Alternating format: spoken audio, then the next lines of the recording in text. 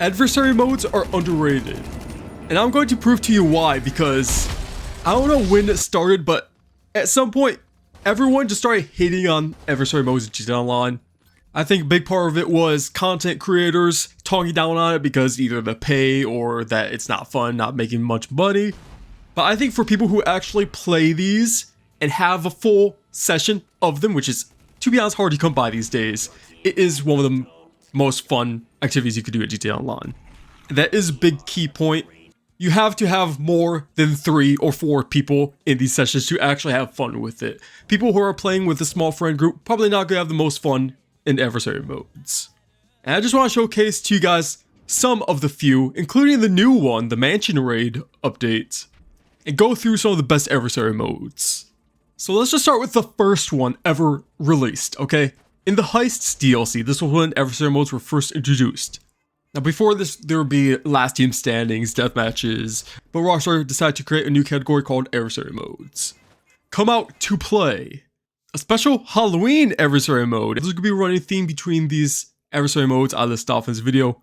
A lot of them are Halloween themed, released around Halloween. This one is basically a last team standing with hunters and runners. The hunters have to go attack the runners, and the runners do have more weapons to even it out a little bit. This one, pretty basic when it comes to adversary modes, I'm not gonna lie. But here's one, Cross the Line. In Cross the Line, you have 2 teams, and you have to cross the line and hold the line for about 30 seconds, and that way you win the round. This one, it's simple. It's a classic deathmatch mode, but it has a tiny objective to hold the other line to win the adversary mode, right? About one of the best ones, Slasher. So much fun. They have lots of variations of the Slasher nowadays. We have one on the yacht and the submarine, but the OG Slasher in the Halloween Surprise 2016 DLC, they changed the weather, they changed the sound effects. It was kind of spooky. They turned off all the lights and gave you unique locations that you can't really access in GTA Online. Unique locations like the Merryweather base. In this game mode, the Slasher must hunt down and kill the hunted within 3 minutes, only using a shotgun. The hunted only have a flashlight, so basically it's almost like a mini hide and seek game. Another one is Beast versus Slasher, which I don't think they do this anymore. They made the Beast features available. So extra jump, extra armor versus a Slasher. Dead Drop is one of the more popular ones. They make this double money very, very often. If you guys remember, they even made a sumo wrestling adversary mode.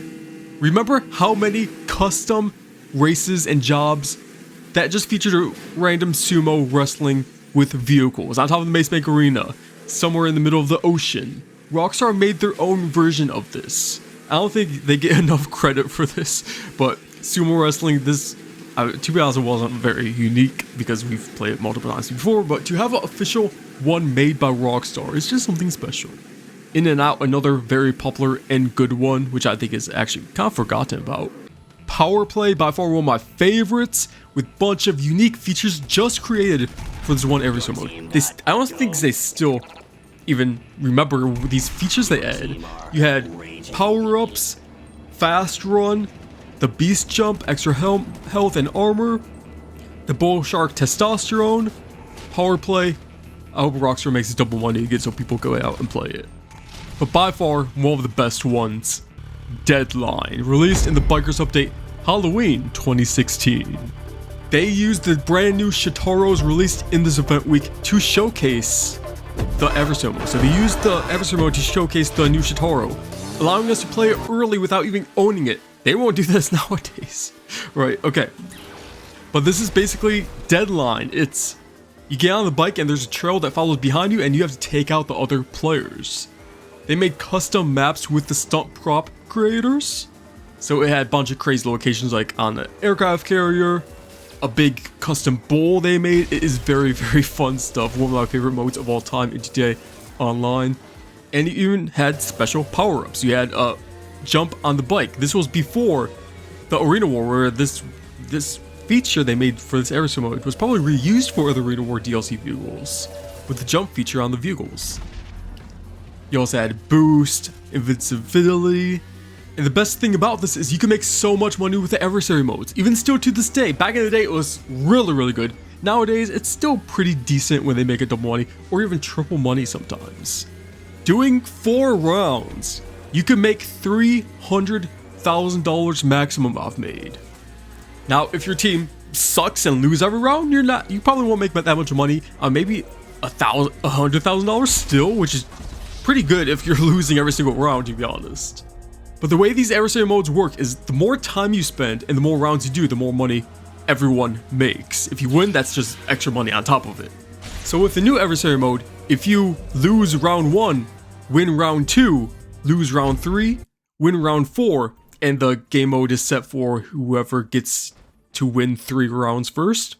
If you win round 5, that is maximizing the amount of rounds you do, making you the most amount of money, and even the other team making them the most amount of money possible in these adversary modes. And when it's double money, triple money, now you see how much money you could actually make. Very, very good, especially for the amount of time it takes. You're not spending too long in this. It's not AFK money. It's not meant to be AFK money. You're playing a game mode. You're not grinding. You're playing a game mode, right? And you're making $300,000. For something you also have rewards on top of for the career progress and awards in the interaction menu, right? So you can see how much money this can actually make you, these adversary modes. Now that is one of the downsides, is that it is very hard, at least with some of the older adversary modes when they're double money. Newer ones, like today, this week, might be easier to find full sessions, but when they're reusing past adversary modes, it's really hard to find full sessions. And I think that goes down to these game modes are underrated. And it wasn't always like this, you know. You remember everyone got full sessions of adversary modes back in the day. Deadline was always full 100% of the time. Well, even still to this day, Deadline is pretty popular.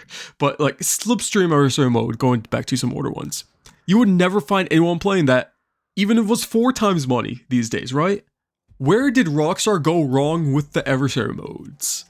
After 2016, they still had some pretty decent ones. I mean, they had Turf Wars, Vehicle Vendetta, more slashers throughout the years. But I don't know, somewhere around 2018, 2019, it started to feel repetitive, especially in the Reward DLC, where all the adversary modes were for that whole DLC, Drip Fed, really, which is 6 whole months, or other variations of the Arena War missions, just adversary mode versions. And then they actually took a long break of releasing adversary modes. I didn't even realize this, but they took a long break, like a year and a half, until the Los Angeles Summer Special 2020, where they released Diamond Adversary Series, and then a contract update, they released 1, and now with every DLC, we only get 1 adversary mode. So you definitely see where it started to go downhill after 2018-ish. I kind of think it's because maybe people just got tired of them, you know, around that time being the same thing. But it was never a bad thing. Adversary modes were always pretty fun, especially when you get full sessions.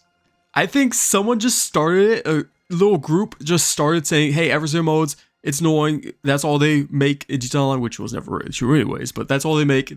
I think the real reason why people don't like adversary modes is because it kind of replaced contact missions. They never make any contact missions anymore, except for a select few in DLCs. But I think the last true contact mission was the Martin Madrazo missions, or the EOP missions in the San Andreas Mercenary DLC. But they stopped making all the other kind of game modes for adversary modes, and I could get the point of that, but adversary modes, they're still so much fun.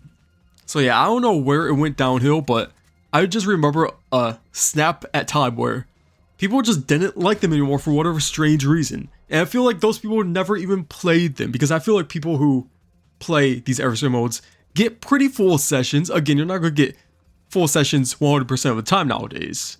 But if you can find a good full session of the new Mansion Raid adversary mode, go play it, go finish it. If your team sucks and loses, play another one and try to find a better team, because you have so much fun. I feel like I'm getting paid by Rockstar for saying this, and to be honest, I probably should be getting paid from Rockstar for saying this. But go try out these adversary modes.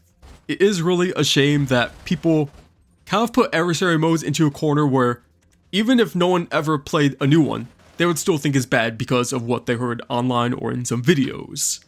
But I mean, if you still haven't got used to it in 2026, you better, because it's, you know, 100% is going to be more adversary modes in GTA 6.